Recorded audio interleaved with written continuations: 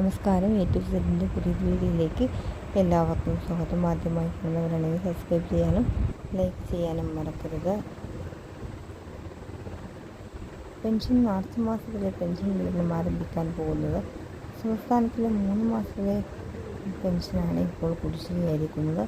തനത് മാസത്തിലെ പെൻഷൻ വിതരണത്തോടൊപ്പം തന്നെ കുടിശ്ശിക വിതരണം ആരംഭിക്കുന്നു എന്നുള്ളതാണ് സർക്കാരിൻ്റെ ഭാഗത്തു നിന്ന് മണിക്കൂറുകൾക്കുള്ളിൽ പുറത്തു വന്നിരിക്കുന്നത്.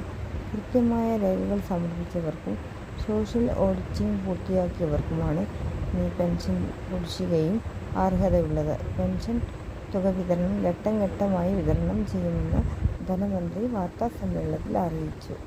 താൽപ്പര്യമനുസരിച്ച് ബാങ്ക് അക്കൗണ്ടുകളിലേക്ക് കൈകളിലേക്കും ഗുണഭോക്താക്കൾക്ക് എത്തിച്ചേരുന്നതാണ്. മാർച്ച് മാസത്തിലെ ആദ്യ ഗഡുവാണ് വിതരണം ആരംഭിച്ചിട്ടുള്ളത്. ഒരു ഘട്ടമാണ് ഇപ്പോൾ വിതരണം ചെയ്യുന്നത്. മസ്റ്റർ പൂർത്തിയാക്കിയ എല്ലാ ഗുണഭോക്താക്കൾക്കും തുക എത്തിച്ചേരുന്നതാണ്. ഇനി വീട്ടമ്മമാർക്കും പെൻഷൻ ലഭിക്കും. 665 കോടി രൂപയാണ് സംസ്ഥാനം വായ്പാ അനുമതി നേടിയിട്ടുള്ളത്. അതുകൊണ്ട് തന്നെ വിവിധ ഘട്ടങ്ങളായി തന്നെ ഈ പെൻഷൻ വിതരണം ഉണ്ടായിരിക്കുന്നതാണ്. കൂടുതൽ പെൻഷൻ വാർത്തകൾക്ക് നമ്മുടെ ചാനൽ സബ്സ്ക്രൈബ്